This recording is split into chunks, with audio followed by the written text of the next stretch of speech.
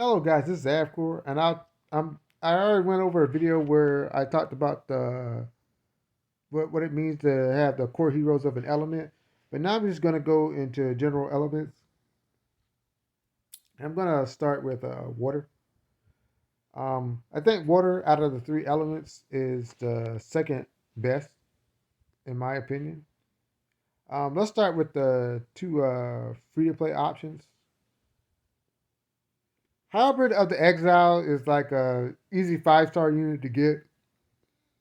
Um, she's I guess an attacker. Slow is actually decent, but it's not the best status effect in the game. She deals attack to all enemies, which is really good. She combos well with other people in her element and other AoE players. But she's not the main damage dealer. She's kind of a cleanup person. Um, increased damage is actually increased damage is actually good. But it's 60% chance for random allies, which is so. So she's like a so character. But if you're like just starting out, she's all right. This is another one that is solid. Sorry, I'm sorry. Divine Sword is you'll see this attack a lot. The reduced heal effect is good, but it's a so option. She only has three because she's a low tier 5-star, but um, Reflect is decent because people don't spend money on the game. So I'll actually say that if you're really like strapped for resources, she and they're,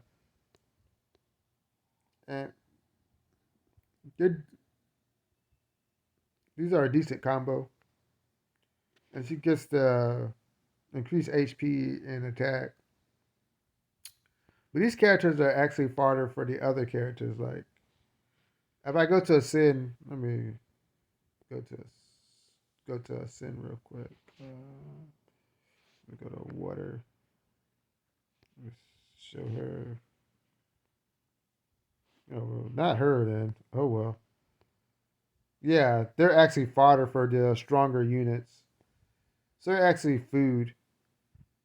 Like even her, yeah, she's food for that character. Let me see, and she's food. So these are low tier food characters. Can actually serve you okay, I suppose. They're not the best, but if you're on a budget, they're all right. Now I'll talk about the second tier heroes. Let's start with the tank because I'm a defense player. I like tanks. Um, Gawain is actually a solid tank. Uh, he has the. This is what actually makes him good. Him and Sarah both are good water tanks. I think this is what makes them better than one of the aspects that makes them superior to fire. They have really great tanks. Um, this guy actually freezes the opponent. It's not guaranteed. It kind of sucks. Sarah is actually guaranteed. So you have this attack, which is decent.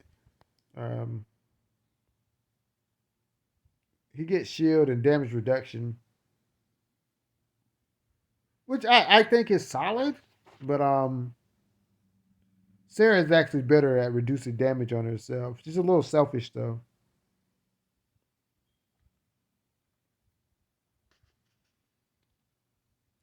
and so is he when you look at his skill set, because he's giving himself a shield and he's reducing damage.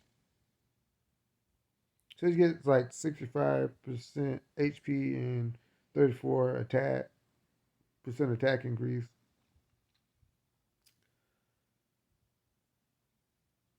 Oh, that's really good. Frost Guardian is actually solid. So this dude's solid. He's got like decent attack, high HP. He's really slow. Like I said, not the best, but I think if you're on a budget, he's really good. Let's go to the healer. kind of weird that he looks like a wizard, but he's a healer, and he's actually a solid healer. He purifies targets. They recover a lot of HP. He's not a reviver, so that holds him back. Um, he recovers like HP to two of his allies, but it's not sustained like the top tier healer in water, and he doesn't have revival, so kind of sucks. He gets the stat buff. Um, he actually gets healing effect increase, which is kind of meh. When you see the better healers that I'll go across, this is meh. It's kind of meh. It sucks because it's kind of meh, but I like his character design. But he's he's trash. Okay, let's keep moving on. There's just the healers that they've made in this game are so good that it kind of sucks that he kind of gets left behind. So this is where Water gets a little better. I think she's one of the budget. She's one of the best budget AOE DPSs in the game. I mean, she's not top tier, but for the amount that you spend and the amount that you get out, I think she's great because I still use her. She's at 3 stars. Um, First of all, she has Blizzard, which attacks all enemies. 14% chance to freeze, which is good. Kind of clutch skill. Freezes your opponent. Slows down the action. Takes people out the fight. Really good. One of her defining skills. Ice and Snow Forever followed in at the start of the first turn. This is really good. Um, it actually layers onto her first attack because she's like a burst damage player. She kind of wanes after a few rounds because you can't use the skill anymore. She does it at the beginning and then it falls off, but that's okay. If you play hard and fast, that's fine because you're not like trying to cycle through turns. And then she gets the attack increase. When using your opening skill, there's a 60% chance of slowing the target. Rage increases the chance of freezing slowed enemies by 5%. So it combos with her first attack. Um, so you can get your frozen and slow. Really good unit for what you put into her, what you get out. It's a really good unit. Uh, and this is her best friend, her buddy. This character combos well with the character I previously mentioned. Uh, Decent speed, solid attack, low HP, low defense. She's just DPS, but she gets freeze, and for for the core that you're using out of these three characters, he freezes, she freezes, this guy freezes, she freezes, and she freezes. So um, they have a nice little setup in water. I think water's like second best. If Wind wasn't so busted, I think water would be best. But Wind is really busted. I'll talk about that tomorrow. But Wind's busted. She gets an AOE. She attacks the mid and back rows, which is good. Allows her to start healing healers and DPS, which is really good. And she applies like Ice Ring Barrier, which is really solid because people actually attack you. You get a chance to freeze them, and she applies damage reduction, which pairs really well with tanks. Her design is really solid. Um, After her turns in it, she purifies a status effect and has a chance to increase crit rate. So she takes one debuff off, which I think kind of sucks. If she did more, like purify more, this would be a really great skill. But I guess since she's second tier, they limited her. She gets the attack stat increase, and she gets damaged up by 5%, which kind of sucks because the better units get like 10%. This kind of sucks, but she's really good for the amount you put into her and what you get out of her. She's really good, and you can say that about most ones except the healer. He sucks. This chick's kind of interesting. You're right. Anyway, she's a, like a this thing is like really insane. Um, The second tier water team is actually meant to you just play all of them at once. I would like to do that one day. Connie actually is a single target unit, and she relies on her other allies to freeze the opponent so she can get the maximum effect out of perfect assassination. Because if the enemy's frozen, then she deals 540% attack damage to all enemies and removes frozen effect. This is really insane. That's why when you look at her speed, the 103, it's actually kind of a detriment because you actually want her to go after her friends. Like she's supposed to come after, which kind of sucks. That's why you want her to be a little slower. But anyway, before taking action, she has a 50% chance to remove frozen stun effects on herself. This is really good because this allows her to keep moving forward. Like frozen and stun are one of the strongest effects in the game, and she gets past that. But it's only a 50% chance, which kind of sucks. But the weird part is she gets the 40% and 80% stats that the higher level units get, which is weird to me. I don't understand how that happened. And she gets the damage increased by 10%. I don't understand that. Her overall performance is a little higher than her comrades in the second tier. Her basic attack is converted to charge attack, increases the damage of her next rage skill by 80%. That's insane. Yeah, that's insane. This character is really good.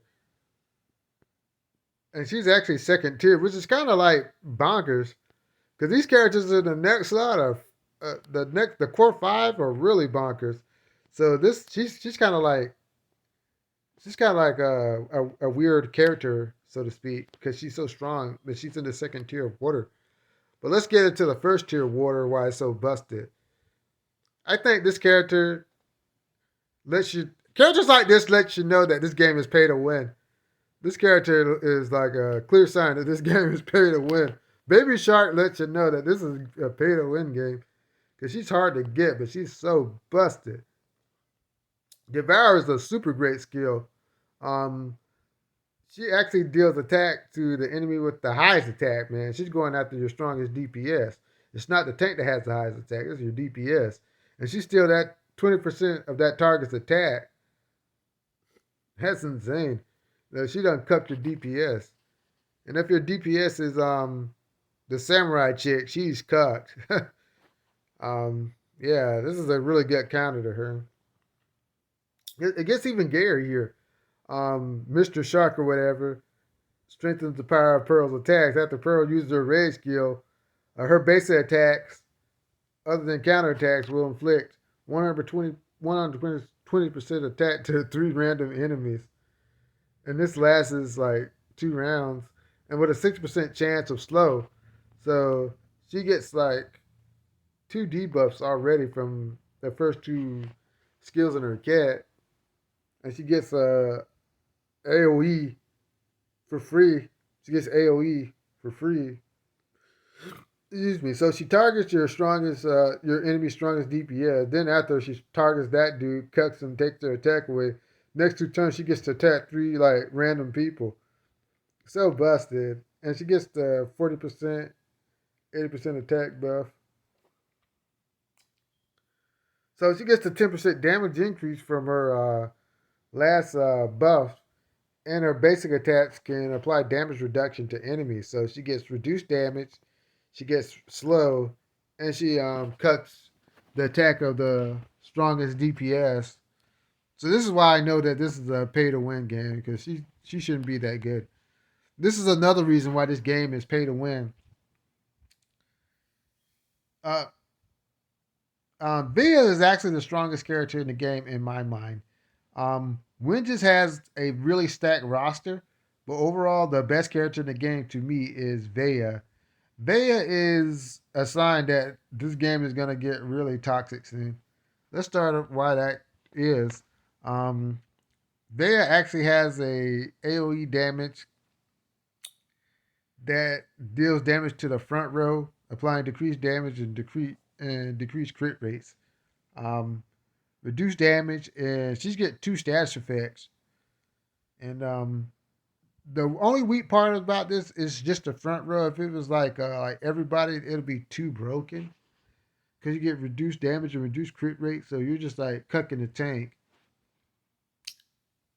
And any DPS that you would want to line up front. So there's that. But it gets worse. Adaptability is chivalry. After Via ends her turn, she attacks the enemy with the lowest HP, dealing 120% damage and applying deny heal on it. This is where it gets really toxic. This chick actually attacks twice every turn. She literally attacks twice every turn, and the second hit puts a deny heal on the lowest HP target. If the lowest HP target dies, then it could be your healer or your DPS, and then it breaks your strategy.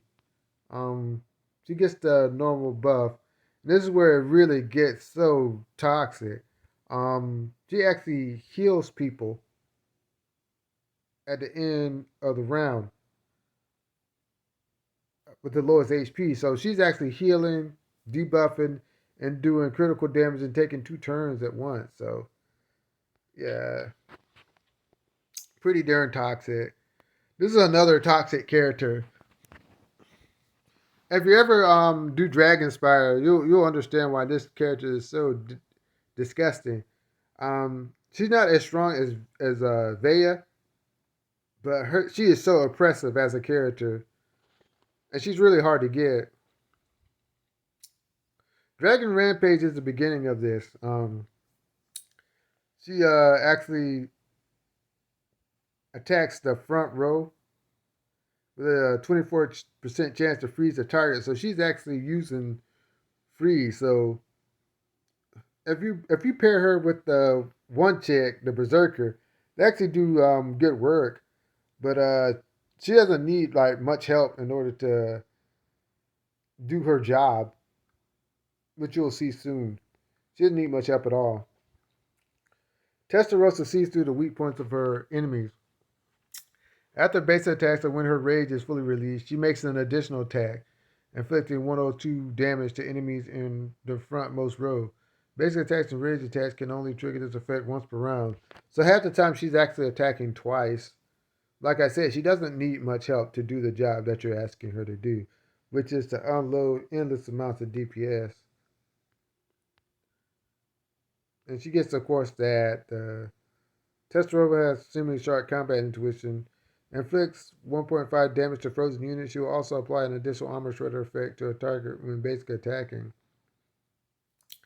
This makes her explosive and surprisingly deceptive. She actually can weaken an opponent. If she doesn't kill an opponent, most of the time the next guy will kill that opponent. She's a really toxic character. I think Water has wins worse, but Water has a really solid array of characters that are really broken.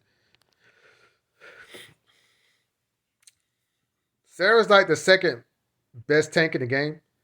I have a Sarah, but I don't have the resources to start her up, so I haven't fully used her yet. Um, I think that overall, this is what you would expect a tank to be and to do. Her competition in the water section, she totally outclasses, and I'll show you why. First of all, her freeze is 100% guaranteed, and her attack output is even higher than this dude. This dude is trying to do the same thing, but he's doing that lesser attack, and he's actually doesn't guarantee freeze. So overall, right now, she's superior. But it gets even worse.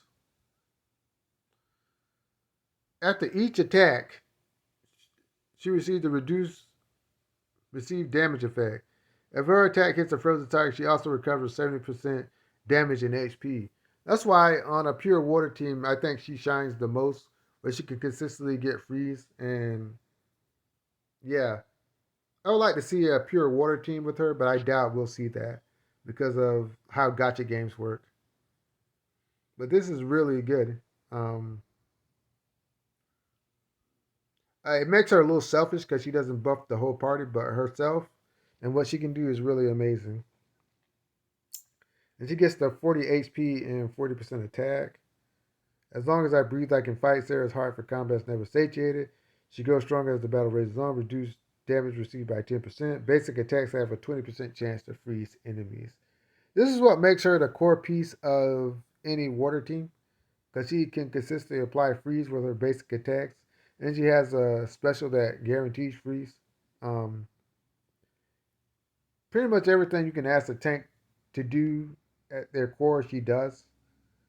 She's just outclassed by a certain magical panda, um, and that's it. This is like a sustained healer. She's a great healer, but I don't think she's the best healer because she lacks revive. And she's slow, and she's supposed to be slow because she doesn't need to be fast. Her defense and HP are a little more solid than other healers. Silent Hymn is actually a good skill. She heals everybody, um, which is really good, and applies sustained heal, which she consistently applies over and over. So she tops you off all the time, and she recovers additional 7% attack and HP for the ally with the lowest HP. The strategy with her is she's not supposed to have people die, so she doesn't need to revive, but that's never the case with the DPS that's out here. Each round recover 100% attack for all allies. This is really good.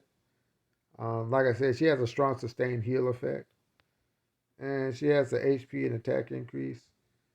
Um,